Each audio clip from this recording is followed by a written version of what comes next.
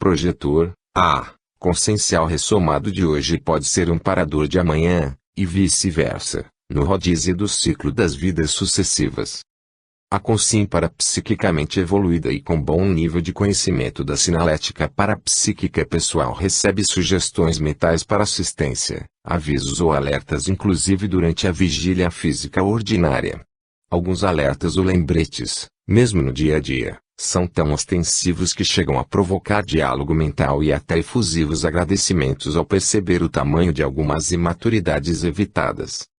A despeito de evitar-se a dependência excessiva e da busca constante de autonomia nas ações extrafísicas, é impossível ignorar a supervisão das consciências amparadoras na maioria dos experimentos projetivos. Raramente sua atuação é ostensiva quando não envolve assistência direta a consciências ou consciências. Às vezes, somente a qualidade da lucidez evidencia a ação dos amparadores.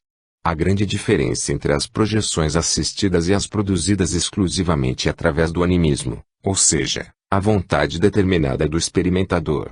Fato que, de maneira alguma deve desestimulá-lo a buscar com obstinação o aperfeiçoamento no rumo de se tornar um projetor veterano pelo próprio esforço e liberar o amparo para tarefas junto a consciências mais carentes. Pela lógica da evolução, observamos que a tendência da atuação dos amparadores é tornar-se cada vez mais impessoal e universalista. 25 Sinalética parapsíquica, sinais energéticos, anímicos, parapsíquicos e personalíssimos que toda consciência possui. Em geral, não há identificação do amparador em suas tarefas de ajuda. Ele pode assumir qualquer forma, homem, mulher, criança, parente dessomado ou ex-colega. Existem amparadores técnicos em funções específicas tais como desativação das energias do energossoma no processo da segunda dessoma, projeção consciente, desassédio, dessoma, apoio energético e transmissão de energia consciencial, aumento da condição de lucidez e autoconscientização de projetores, promoção de sugestões intuitivas, deslocamento extrafísico e outros. São verdadeiros técnicos em evoluciologia, uma das especialidades da conscienciologia. Sem preguiça, entendem, ajudam e atuam sempre pautados pela cosmoética, a ética acima da moral humana, cósmica, de maneira que aconteça o melhor para todos. Jamais interferem no livre-arbítrio da consciência e saem de cena silenciosamente quando percebem a consciência se afastar de seus próprios propósitos evolutivos. Transcreva alguns fragmentos de relatos projetivos com a finalidade de ilustrar a percepção de atuação destas consciências. 1. 20/03/97. Volitava em plena escuridão, nada havia, mas sabia estar sendo levada por amparador. 2. 23/03/97. Olhei ao longe e vi luzes de uma cidade extrafísica. Senti um pouco de medo. Mas ao olhar para minhas paramãos estendidas à frente, a mão do amparador segurando a minha tornou-se visível. 3. 03/12/01. Estava envolvida com uma consciência enferma. Havia mais alguém comigo e nos esforçávamos para levá-la para algum lugar. Ela se debatia convulsivamente, sua expressão facial era de alguém com medo de algo. 4. 07/09/02. Encontrava-me muito concentrada neste trabalho e, repentinamente, olhei para o lado e vi um amparador sentado a pouca distância de onde me encontrava. Ele estava todo vestido de branco. Vendo que havia me assustado, disse: "Fique tranquila, só estou aqui mantendo o campo." 5. 11/07/03. Sentia estar lastreada com um percentual significativo de energias. Não lembrei de nenhum alvo mental e por isso evoquei o amparador. Neste momento recebi a sugestão mental de apurar a paravisão e identifiquei a assistência a ser feita naquela casa. Equipamento extraísico. Shangri-La, 14 de março de 1998, entre 6h40 e 7h45. Minha lucidez acentuava-se devagar enquanto me encontrava deitada, observando alguém sentado ao lado da cama, usando um par de tênis muito branco. Vi os pés, as pernas e parte do tronco de alguém vestido de azul escuro, com contornos luminosos. Conforme direcionava a atenção para a cabeça da consciência, o contorno luminoso ficava mais evidente e o corpo mais sutil e transparente. Dos ombros para cima, nada além de um campo luminoso era visível. Finalmente percebi estar projetada, dei o costumeiro impulso e reconheci nosso apartamento. Não consegui ir muito longe, mas atravessei a chapa de alvenaria e fui parar embaixo do telhado do prédio. Havia pouca luz, mas pude perceber o ambiente sujo e empoeirado. Desta forma, voltei para dentro do apartamento e lá volitava muito feliz por estar projetada. Tive o impulso de voltar ao quarto, pois desejava abraçar meu amparador, mas ele já não estava mais lá, ou estava invisível para mim. Fui para a sala e a vi tal qual no intrafísico. Depois, fui para o corredor da entrada, examinando detidamente detalhes e procurando fazer apontamentos mentais para não esquecer quando acordasse. Atravessei a parede com a cabeça e os ombros pelo espaço que é entre o marco da porta e o forro. Fiquei espiando o corredor do prédio como se estivesse olhando de uma janela. Lá, também, havia pouca luz e pensei que se minhas vizinhas saíssem de seus apartamentos, poderia vê-las ali de cima. Não conseguia me fixar e decidir o que fazer primeiro. Lembrei do alvo mental de exteriorizar energias sobre o soma numa tentativa de melhorar as costumeiras dores na coluna e perna esquerda. Talvez pudesse curar extrafisicamente o soma enfermo. Voltei para o quarto onde tinha estado deitado e não avistei o soma sobre a cama. Tinha tanta certeza de encontrá-lo que fiquei um pouco assustada por não vê-lo. Não me dava conta de tê-lo deixado em Xangri-Lá e de me encontrar de psicossoma em Porto Alegre. Nesse momento, fiquei em dúvida se estava projetada ou não. Enquanto procurava meu corpo, vi suspenso sobre a cama um aparelho com estrutura semelhante à de um computador. No lugar do monitor havia uma espécie de cone emitindo através de seu bocal mais estreito, um raio azulado em direção a uma outra estrutura. Parecia uma antena. Nessa ocasião, numa espécie de captação telepática, tive conhecimento de que aquele aparelho era utilizado para um tipo de tratamento extrafísico. Estive deitada ali, de psicossoma, recebendo tratamento e sendo assistida por um amparador visto parcialmente. O fato de não haver encontrado o soma no lugar onde esperava vê-lo e mais a constatação do tratamento levaram-me à interiorização imediata e sem perda de lucidez. Desta vez consegui ver um pouco melhor nosso apartamento, talvez justamente por estar longe da ação potente do cordão de prata. A sala e o hall de entrada me pareceram exatamente iguais aos da dimensão física, mas o dormitório, como que interpenetrando outra dimensão, era um pouco diferente. A cama pareceu-me mais um tipo de divã. Havia em todo o apartamento uma claridade radiosa e muito bonita. Esta projeção evidencia muito claramente minha imaturidade e a mal contida euforia extrafísica. Considerando a importância vital do tratamento para a melhora do soma, dei demonstração de como não se deve agir em uma ocasião como esta.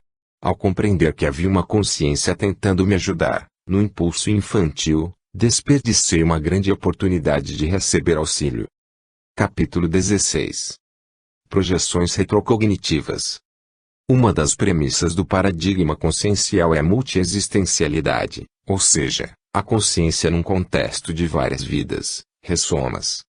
A partir da teoria das vidas sucessivas, temos a possibilidade de rememoração de vivências anteriores à nossa vida atual e também do período intermissivo, o período entre uma vida física e outra. Ao longo do tempo, grandes quantidades de técnicas têm sido desenvolvidas para se conhecer o passado. Na maioria dos casos têm objetivos pouco claros. É bastante discutível esta questão. Se as lembranças forem utilizadas para evitar a repetição de erros ou ajudar na compreensão de traumas impedidores do desenvolvimento do autoconhecimento, vale a pena acessá-las. O esquecimento temporário de existências intrafísicas mais remotas ou não tão remotas ocorrem, em grande parte porque não temos maturidade para lembrar ou entender experiências vividas. No entanto, conforme a consciência amadurece, cria condições para enfrentar seus erros e alcançar serenidade para optar, por ela própria, de maneira mais inteligente, pela reparação. As retrocognições, ou lembranças de vidas passadas, podem ser obtidas através de rememorações fugazes de cenas ou pessoas na forma de flashes, desencadeadas, às vezes, por tipo específico de música, de perfume, gosto de uma fruta, das emoções ou outro fator. As lembranças podem ocorrer sem obedecer a uma ordem cronológica. Mesmo os eventos acessados através de projeções retrocognitivas, consideradas as mais confiáveis por serem uma espécie de consulta direta ao arquivo pessoal, nem sempre ocorrem cronológica ou consecutivamente. Nestes casos, as informações emergem como um verdadeiro quebra-cabeça onde é preciso aplicar o máximo de capacidade investigativa, observando trajes, costumes, características das habitações e outros detalhes que indiquem a qual vida refere-se determinada experiência para se ter uma razoável visão do quadro. Toda retrocognição induzida por outrem, seja qual for a técnica utilizada, tende a dificultar a análise dos fatos, agregando informações absorvidas nas energias gravitantes do ambiente onde a técnica é aplicada. Também de conscientes, permanentes testemunhas dos atos intrafísicos, e até mesmo de assimilações simpáticas ou acoplamento áurico com consciências próximas, inclusive o próprio terapeuta. A complexidade do assunto merece pesquisa específica e aprofundada, já que as implicações são extensas e imprevisíveis e o objetivo na abordagem do tema, neste volume, é demonstrar na prática as ocorrências de projeções retrocognitivas. No entanto, parece-nos oportuno o alerta do pesquisador Allegretti em relação a heterorretrocognitores. Se você, leitor, um dia se decidir a obter retrocognições induzidas por um hipnoterapeuta, mesmo após tentar obter lembranças de vivências anteriores por você mesmo, verifique com toda a sua lucidez se 1. O terapeuta realmente tem experiência e preparo para tal. 2. Realize sessões individuais. 3. É alguém de fora de seu círculo de contatos ou amizades. 4. É lúcido da realidade das bioenergias e das consciências extrafísicas. 5. Está positivo e equilibrado holossomaticamente naquele dia. 6. Seu ambiente de trabalho tem um holopensene, positivo e assistencial. 7. Se você percebe seus próprios amparadores e os dele, antes, durante e depois da sessão. Tumulto na Olaria. Porto Alegre, 12 de junho de 1998, 0h50. As primeiras cenas desta retrocognição surgem no cenário de um grande paiol cuja parte inferior está cheia de palha e alguma lenha empilhada. Lembro de ter visto, também, 2 veículos. Um deles, muito sujo, cheio de lama e poeira, carregado de tralha, parecendo serem ferramentas, fardos e pacotes. Procuro um terceiro veículo, que não está lá, para dormir dentro dele. Estou me sentindo infeliz e um pouco assustada. Há um cãozinho andando atrás de mim. Num segundo momento, estou subindo uma escada externa do paiol, fugindo de algo ou de alguém. O coração bate aceleradamente e o sentimento é de muito medo. Entro na parte superior do paiol, uma espécie de giral, e fecho a porta, feita de tábuas toscas e grandes frestas entre elas. Depois, como que numa mudança de cena, mas do mesmo cenário, vejo um homem alto e loiro, vociferando contra um rapazote porque este não havia acabado de construir uma espécie de armação de madeira onde deveriam ser colocadas telhas de barro para secar. Há também um menino de seus 10 anos de idade e um estranho assistindo à briga. Nesse momento, entra uma mulher loura, de cabelos lisos e compridos. Senti ou soube de alguma forma, ser minha irmã. Ela carrega uma grande bacia sob o braço esquerdo. Corro para ela e digo: vai haver uma guerra aqui. Ela responde: sim, eu sei. Aproxima-se do homem, que continua gritando e agredindo o rapazote com um longo chicote. Procurava passar despercebida, escondida no meio da palha, atrás de um monte de tábuas, colocadas de pé junto à porta. Fiquei agachado e quando espiei por uma fresta, vi que a mulher também havia sido agredida e derrubada pelo homem, seu marido, e tentava se levantar. Aquele mesmo homem violento se aproximava e a sensação de pânico foi quase intolerável. Parou diante de mim, olhou para baixo, continuava agachada, e cuspiu-me no rosto. Nesse momento, no impulso de puro pavor, reagi, peguei um sarrafo comprido e com ele, num tremendo esforço, dei-lhe um empurrão. Ele se desequilibrou e, num salto, saiu do meu campo de visão e se precipitou para a parte de baixo do paiol através de um buraco por onde se jogava palha para a parte de cima ou para baixo.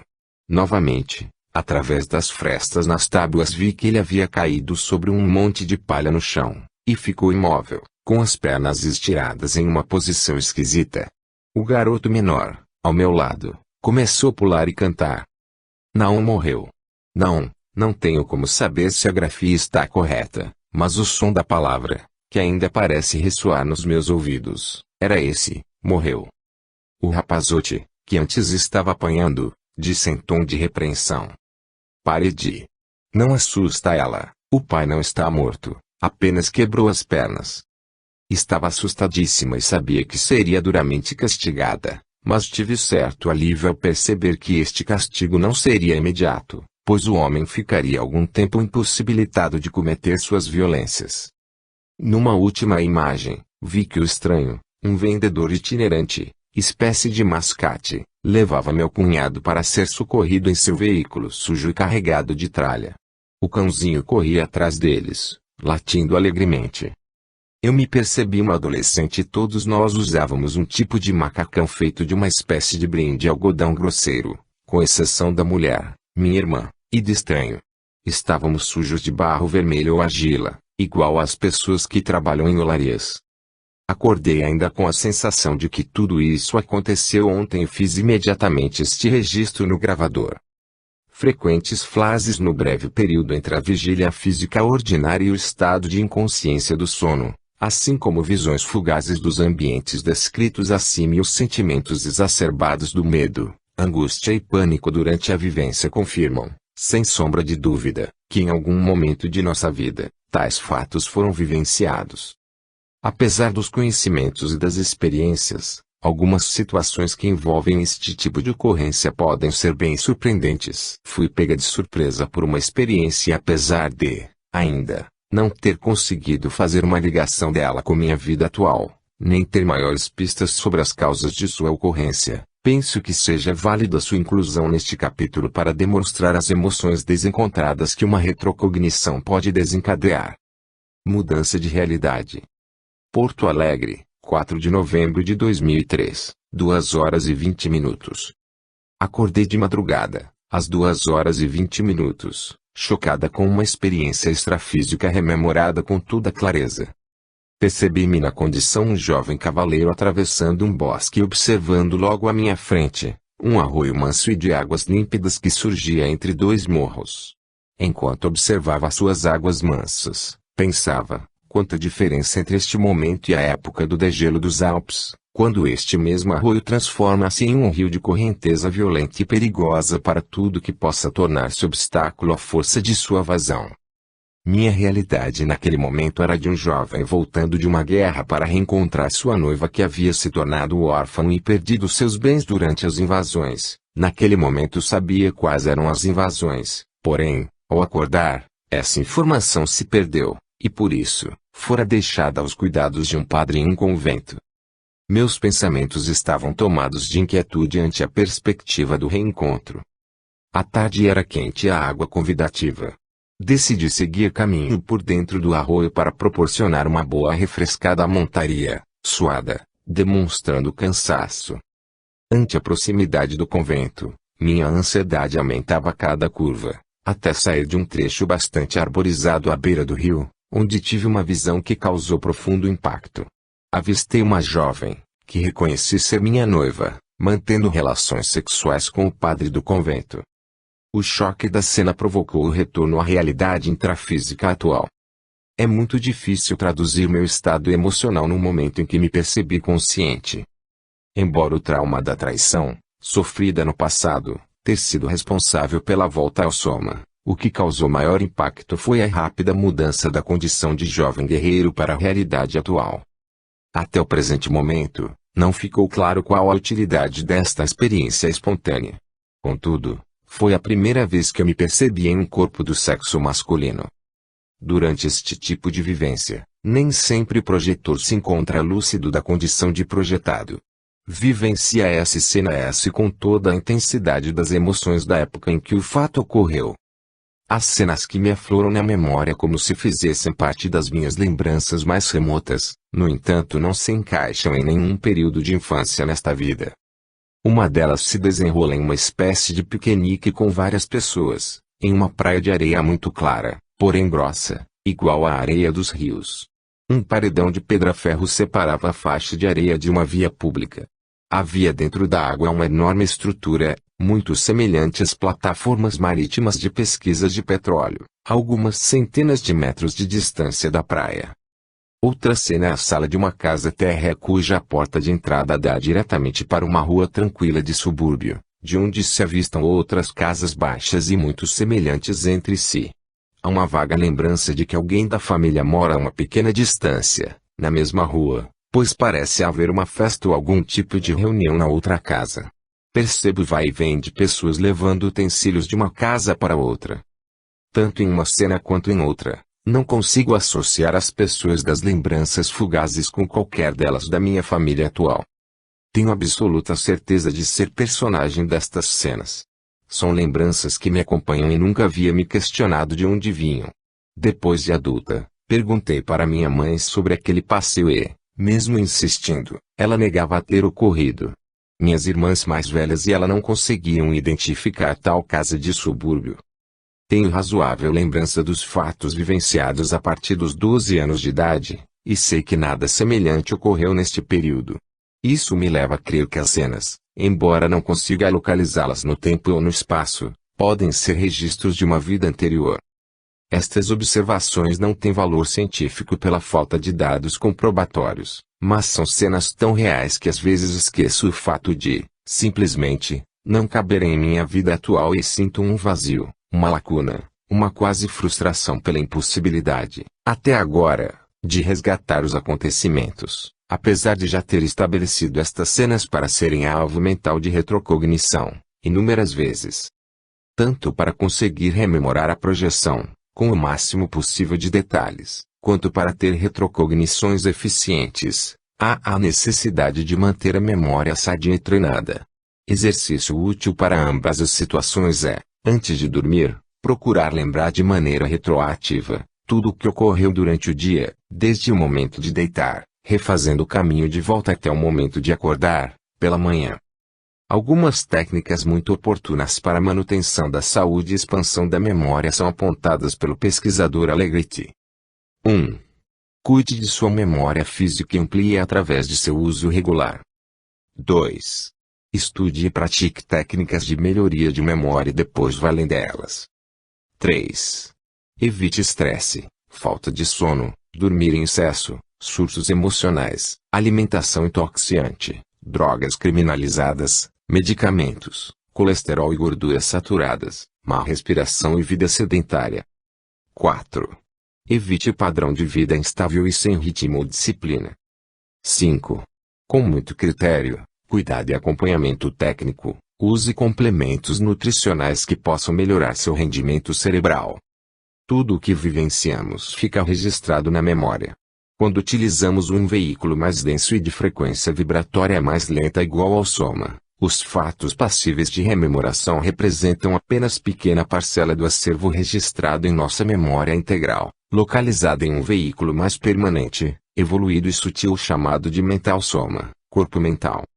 Para acessarmos mais dados do nosso passado multiexistencial e, também, de nossas projeções lúcidas é essencial promovermos a criação de novas sinapses, ampliando nosso banco de dados cerebral com muito estudo, associação de ideias e uso do raciocínio lógico.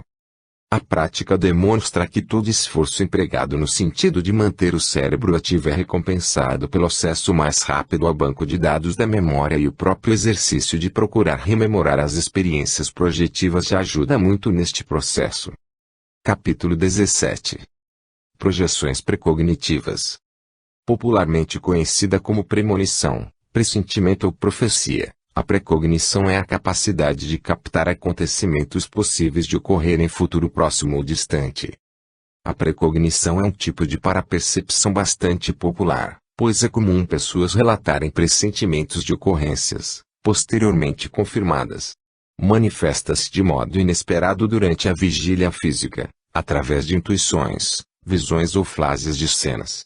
Geralmente está associada a outros atributos parapsíquicos como telepatia e clarividência. Precognições anunciando acidentes aéreos, terremotos e grandes tragédias parecem vincar de maneira mais significativa a memória por sua maior carga emocional. Tal qual ocorre nas retrocognições, as precognições acessadas através de experiências fora do corpo são superiores em clareza e percepção, pois a consciência nesta condição encontra-se menos influenciada pelo tempo cronológico na forma como ele é percebido na dimensão física. Alguns fenômenos precognitivos, sem carga emotiva, chegam a passar despercebidos e, nem por isso, deixam de ocorrer. Também ocorre com certa frequência o conhecimento antecipado de locais ou pessoas ainda não acessadas na dimensão física. É comum identificar por fotografias pessoas que foram encontradas previamente no decorrer de projeções conscientes. Por exemplo, conhecia antecipadamente o marido de uma amiga que se casou em uma cidade distante, o irmão de outra amiga vivendo num país estrangeiro, o filho de uma colega do IPIC a quem não havia tido a oportunidade de conhecer pessoalmente.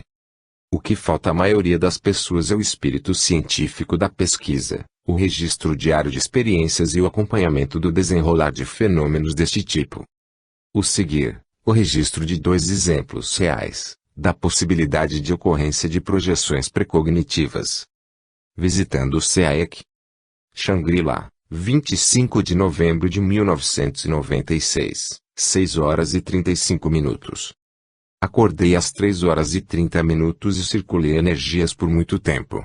Na última vez que olhei o relógio eram 5 horas e 30 minutos e, já bastante cansado da posição em decúbito dorsal, virei de lado. Devido à intensa circulação de energias, sentia-me completamente descoincidida, porém não conseguia decolar para uma projeção consciente nem dormir. Tive um breve apagamento e já me percebi caminhando entre árvores plantadas em linhas paralelas com largos espaços entre si, de um parque muito bonito com solo de areião vermelho. Caminhando, admirava a beleza do lugar. Senti um grande bem-estar, sem costumeiro desconforto, sendo este o ponto de partida da lucidez extrafísica. Dei um impulso e, volitando, pude ver toda a região, notando, agora do alto, a simetria perfeita das linhas das árvores.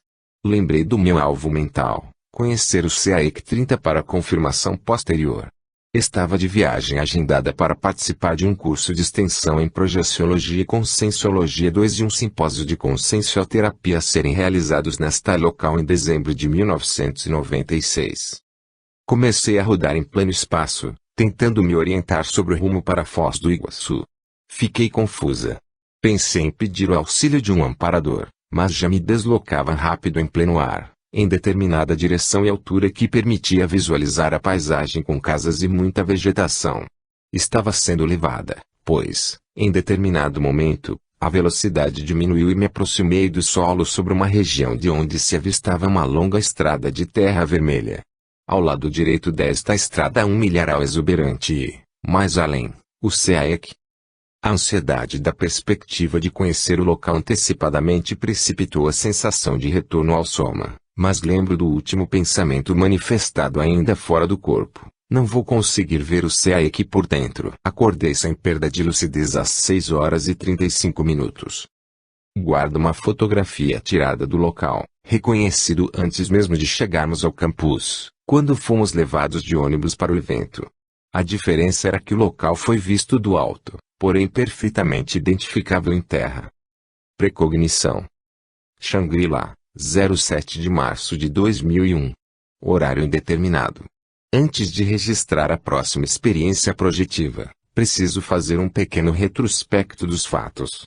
Ao lado da casa que temos em Shangri-La existe um terreno baldio entre o nosso terreno e o do vizinho A e sua esposa ele pelos fundos. O mesmo se emenda com o terreno do Dr. M, cuja casa situa-se voltada de frente para a rua detrás da nossa casa. Para evitar que as pessoas jogassem lixo e caliça nesse local, meu marido colocou moirões e fechou com arame. Quando o mato crescia muito, meu marido e passava uma máquina de cortar grama. Porém, no último verão, devido à chuva, o local estava quase sempre alagado, permitindo a proliferação de plantas e o excessivo crescimento do mato. tornando-se impossível seu corte com máquina de cortar grama comum.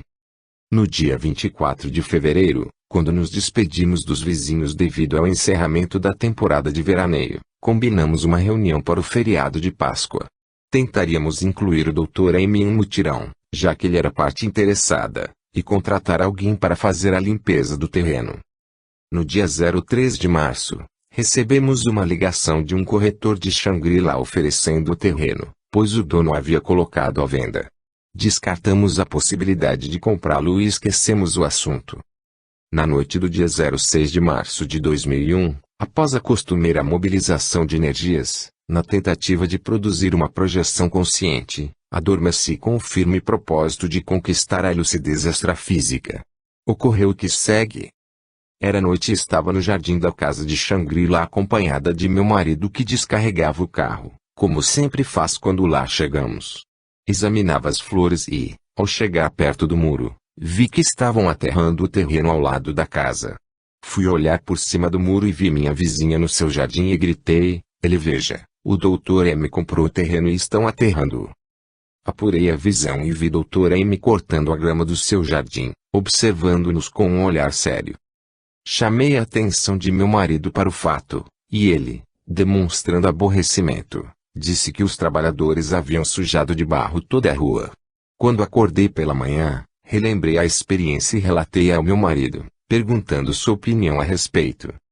Isto é tolice, pois o Dr. M adquiriu há pouco tempo o terreno ao lado do dele fazendo um considerável aumento em sua residência. Ele não se interessaria pelo terreno nos fundos de sua casa e ainda mais pelo preço absurdo que estão pedindo. Na noite do dia 22 de março de 2001, fomos para a praia, chegando por volta de 21h40. Ao chegar, vimos a rua toda suja de barro e o terreno sendo aterrado. Com exceção das presenças da ele e do Dr. M, o quadro era exatamente o que havia presenciado projetada, na noite do dia 07 de março de 2001. No dia seguinte, fomos averiguar e descobrimos ter sido de fato o Dr. M quem havia comprado o terreno e mandado aterrá-lo. A projeção havia sido precognitiva, pois os trabalhos de aterro só haviam começado na semana anterior, isto é, entre 19 e 22 de março. Apesar de ter sido uma projeção semiconsciente, pois em nenhum momento tinha consciência de estar projetada, acessei um fato que ainda viria a se realizar. Capítulo 18. Importância da tarefa do esclarecimento. As experiências fora do corpo fornecem uma nova visão de tudo que diz respeito à evolução da consciência.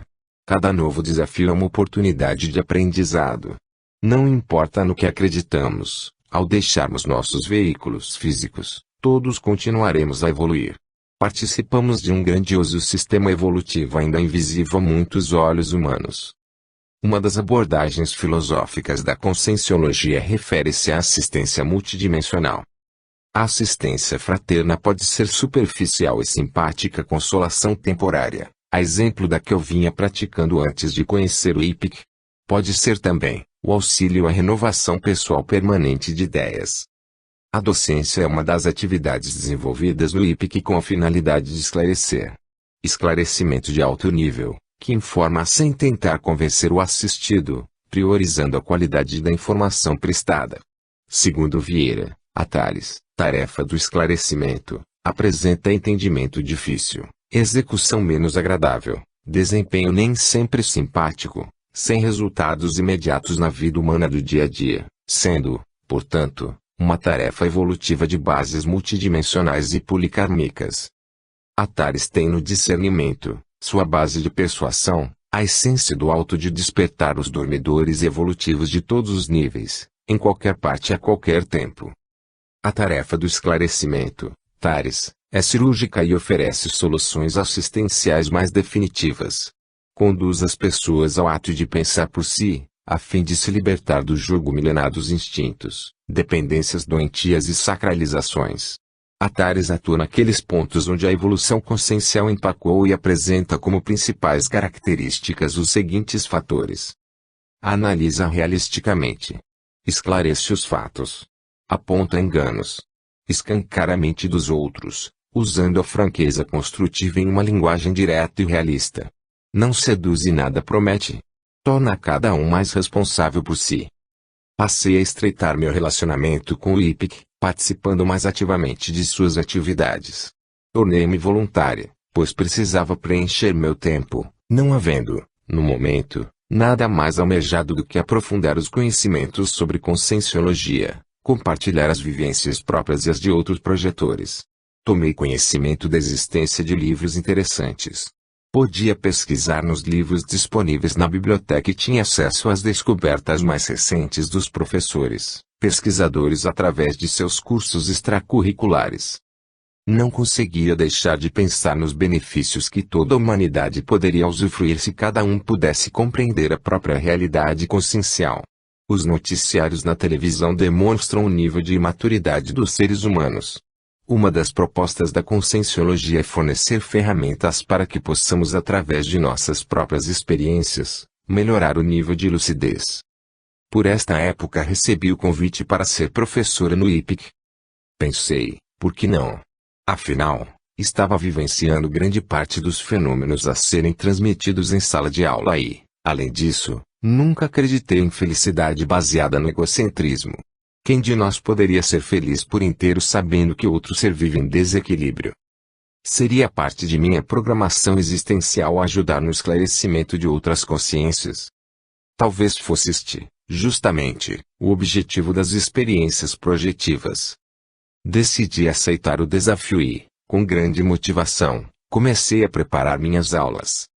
O fato de estar me preparando para a docência desencadeou um processo de esclarecimento no extrafísico, onde me percebi várias vezes esclarecendo consciências que já haviam passado pela desativação do corpo físico e até outras projetadas. Alunos extrafísicos. Porto Alegre, 27 de julho de 1999, horário indeterminado. Encontrava-me no centro de uma espécie de teatro de arena localizado próximo ao IPIC, dando aulas a um grande grupo de consciências. Estava muito desconfortável, pois os alunos eram muito turbulentos. Havia uma consciência feminina especialmente perturbadora da ordem. Esforçava-me para dar conta do recado e lembro com muita clareza que manuseava uma pasta com os conteúdos programáticos das aulas de projeciologia. Quando a aula terminou, avaliei ser necessário praticar muito mais. Dar aulas para os alunos na dimensão física seria mais fácil, pois eram muito mais atentos e comportados. Fiz uma comparação mental e pude perceber claramente a diferença no comportamento dos alunos de uma dimensão e de outra. Não foi possível registrar a hora da ocorrência, pois não cheguei a retornar ao sono e a rememoração ocorreu em bloco quando acordei pela manhã. Contrafluxo em sala de aula. Porto Alegre, 23 de dezembro de 1997, entre 1h30 e 03 HL 5000. Custei muito a conciliar o sono quando me recolhi. Quando surgiu a lucidez estava em uma sala de aula, falando sobre holossoma. A sala era comprida e me encontrava mais ou menos no meio dela. Não existia um quadro branco onde pudesse escrever, somente um painel de madeira natural e clara, onde escrevia, mas as letras permaneciam sem destaque. Havia uma turma de consciências, à minha direita, atentas ao que dizia, porém, em dado momento, ouviu-se uma voz muito alta e estridente falando sem parar. Pedia silêncio, mas uma consciência em especial não me atendia e, naquele instante, soube que o local fazia parte de uma instituição hospitalar, prestava assistência a doentes mentais. Voltei a pedir silêncio e disse para o tumultuador que, se ele não se calasse, chamaria a enfermeira para retirá-lo dali. Ele continuou gritando. Então, apertei um botão localizado numa parede lateral e, a seguir, entrou uma jovem. Pedi que levasse o desordeiro embora. A partir desse momento, tudo virou uma confusão, difícil de controlar. As criaturas presentes na sala já não eram mais as mesmas com as quais eu havia iniciado a aula. Os alunos estavam tendo um ataque de loucura coletivo. É preciso registrar que me sentia tranquila e lidava, instintivamente com a situação como se já estivesse habituada. Havia um garoto, com o corpo desenvolvido de adulto, mas idade mental e cabeça de menino. Ele não queria que houvesse aula, pois interrompia a cada momento. A situação ficou sob controle por algum tempo, até que o mesmo garoto começou a tirar fezes de dentro de sua roupa, um macacão largo, e jogava em direção a mim. Por algum tempo consegui manter a calma, e, já com algum esforço, continuei dando aula. Encorajava-me a pensar que aquilo não era cocô, mas apenas uma criação mental daquela consciência para me afastar dali. Na verdade, as fezes jogadas nunca me atingiram. Consegui me manter equilibrada até o momento em que ele, com as mãos lambuzadas de fezes, tirou de dentro da roupa um grande sanduíche e começou a comer. A partir de então, não aguentei mais. Deixei-me levar pelo nojo e acordei sentindo banhos de energia em intenso estado vibracional. Excursão para esclarecimento. Porto Alegre, 24 de outubro de 2000, 4 horas e 55 minutos. Antes de adquirir lucidez extrafísica, lembro-me de algumas cenas onde me encontrava liderando um grupo de mais ou menos 20 pessoas, como se estivéssemos em uma viagem ou excursão e eu fosse o guia daquelas pessoas. Em alguns fragmentos de memória, estava explicando para o grupo alguma coisa relativa às diferenças entre a alimentação extrafísica do psicossoma e a alimentação das células do corpo humano. Em outro flash, estava volitando e, em pleno ar, falava a 2 alunos sobre uma experiência onde havia sido possível constatar que o mesmo sol que ilumina a dimensão física tem influência sobre os ambientes da dimensão extrafísica. Atuava de modo mais ou menos inconsciente, mas quando nos reuníamos em um grande salão, percebi estar projetada em uma dimensão extrafísica com um grupo de alunos para uma aula prática. Havia consciências projetadas e conscientes do grupo e, com certeza, muitos deles não tinham lucidez extrafísica, pois houve manifestações de dúvidas em relação à sua condição. O lugar era um grande salão envidraçado e percebia-se que estávamos nos limites de uma grande cidade, pois se via prédios e ruas movimentadas através das vidraças. Todos pareciam estar alegres, falantes e ansiosos para contar sua experiência. Olhando através das janelas dos fundos do prédio, notei que havia um declive formado de pedras e corria água cristalina sobre elas, formando uma corredeira alongada e suave. Pensei em fazer algo para provar que estávamos em outra dimensão. Chamei todos e fiz um relativo esforço para atravessar a grossa parede de pedra que nos separava do meio ambiente externo e saí volitando. Fiz algumas evoluções para todos verem e depois, não resistindo ao prazer da volitação livre, afastei-me até uma região onde tinha início uma depressão no terreno, formando um vale. Sua paisagem era algo impressionante. Um campo de batalha onde jaziam cadáveres de todos os tipos e tamanhos. Alguns animais e estranhas aves alimentavam-se daqueles corpos. Imediatamente senti a influência da densidade do ambiente e voltei para o local onde estavam meus alunos, já sentindo certa dificuldade para volitar. Minha vontade de que aquelas pessoas acordassem para sua condição era muito grande, por isso, num supremo esforço, fiz mais algumas evoluções em frente aos grandes vidros das janelas. Ao fazer isso, passei por um homem parado em pleno ar olhando com espanto para mim, como se não acreditasse no que estava vendo. Pensando ser o suficiente para vincar a memória do grupo de alunos, escolhi uma vidraça e atravessei, penetrando novamente no recinto onde estavam todos. Eles me receberam com manifestações de alegria e carinho. Eu, no entanto, preocupada que algum deles, mais afoito, fosse até o vale, disse, não vale a pena ir até o vale onde foi, pois ali já é a zona umbralina e parece que o local foi cenário de uma guerra horrível, pois está cheio de corpos dilacerados sendo comidos por animais, mas gostaria que todos lembrassem desta aula. Para marcar bem o evento, convidei-os a cantar comigo um refrão, pois era importante ajudá-los a se lembrarem. Vamos lembrar, vou cobrar de vocês. Vamos lembrar, vou cobrar de vocês. Vamos lembrar, vou cobrar de vocês. Acordei neste momento e ainda ressoam em meus ouvidos as vozes dos alunos, repetindo alegremente. Vamos lembrar, vou cobrar de vocês. Éramos um grupo coeso, alegre e bem disciplinado, porém não posso deixar de registrar. Retornei sentindo certa frustração pela constatação de que alguns deles não encararam a experiência com a devida seriedade, mesmo com meu esforço em fazê-los registrar na memória os eventos extrafísicos.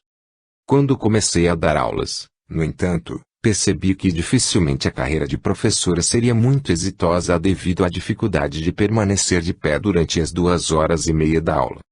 Decidi dedicar mais tempo ao estudo da progessoterapia.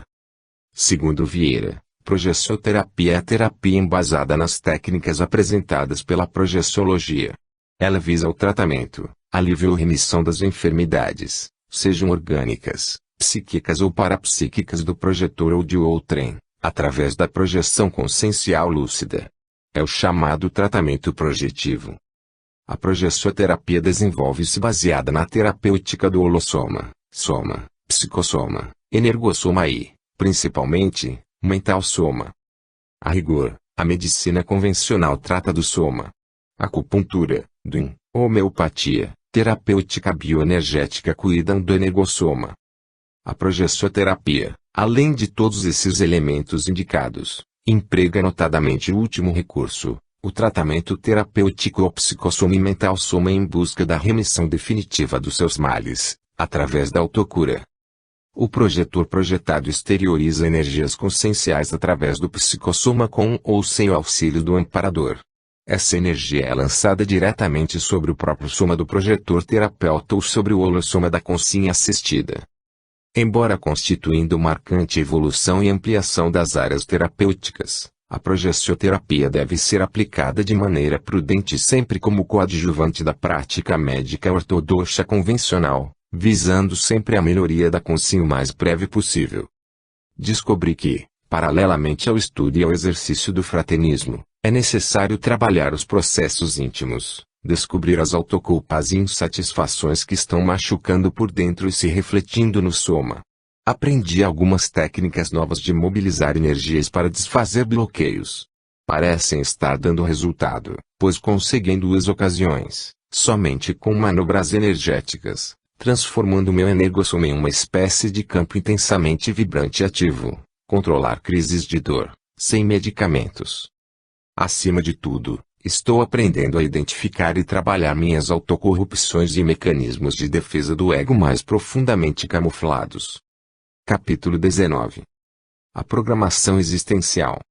O sentimento de se ter algo a realizar na vida intrafísica é encontrado em milhões de pessoas pela terra fora. Após desativar o corpo físico, a consciência ainda permanece com as energias residuais do energossoma, com o psicossoma e com o mental soma. A cada período de vida intrafísica, série existencial, a consciência com um nível médio de evolução passa por 2 dessomas. 1. A desativação somática, primeira dessoma. 2. A desativação energossomática, segunda dessoma, desativação das energias residuais do energossoma, que ocorre de 3 a 5 dias após a desativação do soma. A consciência permanece na dimensão extrafísica, ou procedência extrafísica por período variável, ainda com 2 veículos de manifestação, o psicossoma e o mental soma.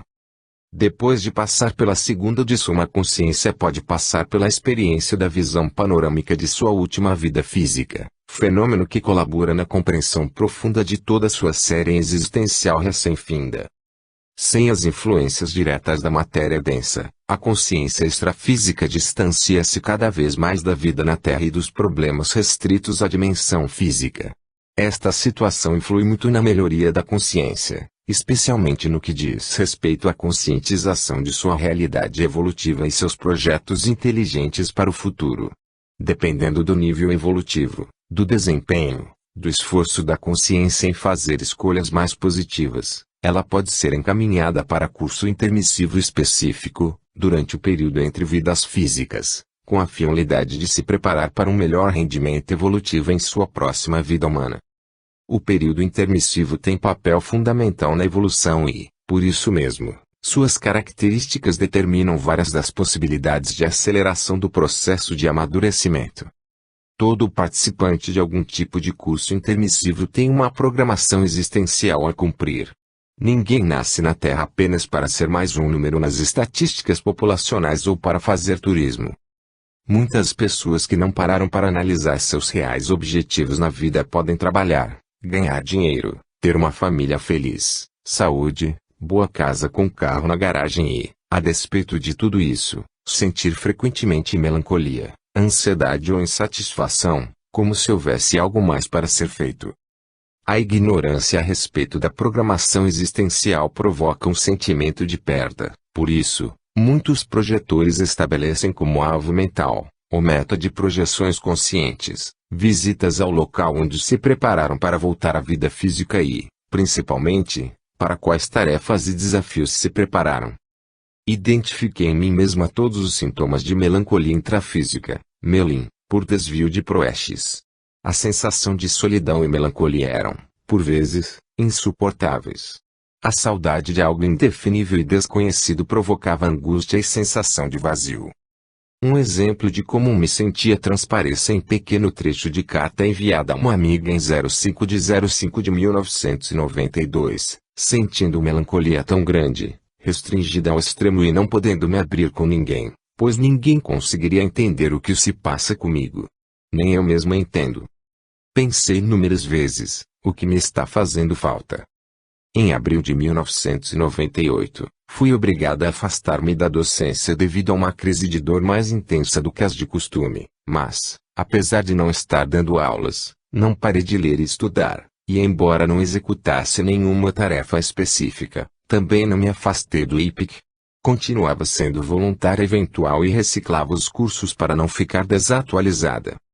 Muito lentamente estava conseguindo sair da crise de dor e conforme melhorava e participava do Holopensene e da Conscienciologia, questionava se de fato tinha me esforçado ao máximo para vencer a inércia e os mecanismos de defesa do ego, e se uma parte daquela crise não seria o medo do autoenfrentamento. Nesta época, acordei certa manhã sentindo a presença de uma consciência extrafísica inspirando-me ideias muito insistentemente. De início, relutei, pensando que poderiam ser minhas ideias, por estar constantemente preocupada com meu envolvimento na tarefa do esclarecimento. As ideias, porém, persistiram ao longo do dia, até que resolvi sentar-me e exercitar novamente a psicografia. O texto fluiu com facilidade. Quem é Lan Nu? Não fazia muito tempo que Lan Nu havia regressado ao seu local de procedência, a dimensão extrafísica. Talvez por isso mesmo ainda estivesse meio confusa sobre sua própria identidade. Reconhecia-se uma individualidade que pensava e reagia intensamente a algumas lembranças que não eram muito definidas de sua última existência intrafísica.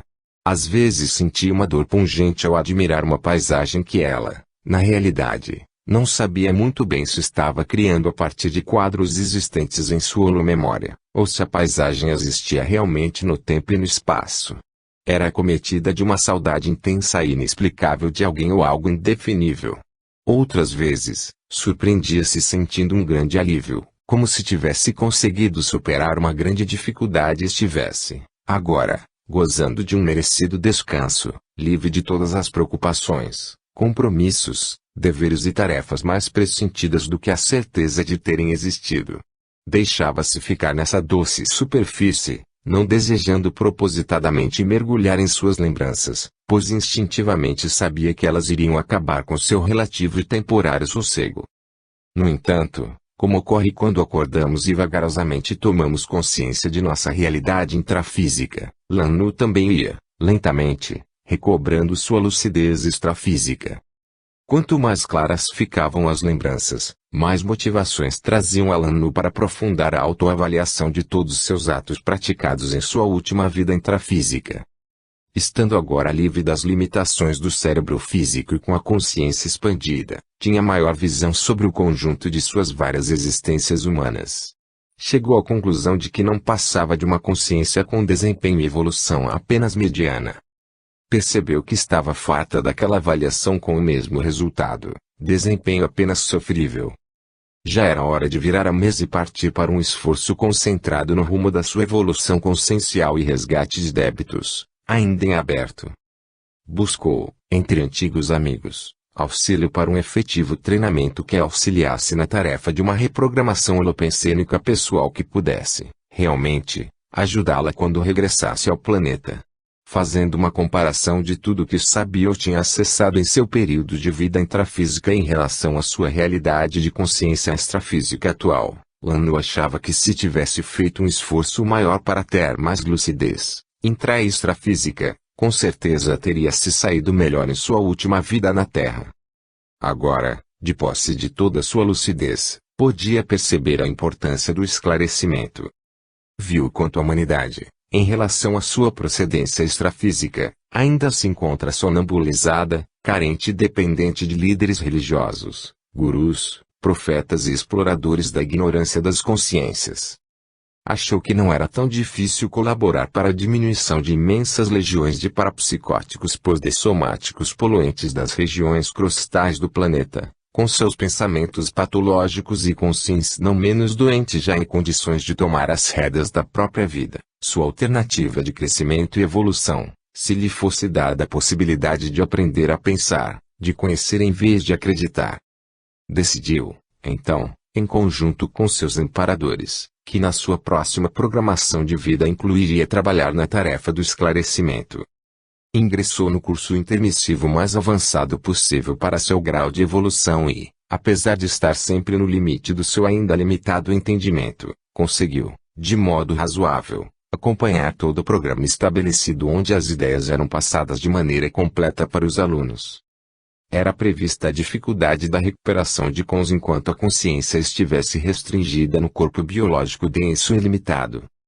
Nota: cons, unidade hipotética de medida do nível de lucidez da consciência ou consciex. O currículo do curso incluía, entre muitos outros assuntos: 01. Dramatizações de situações que a consciência pode enfrentar no seu dia a dia. 02.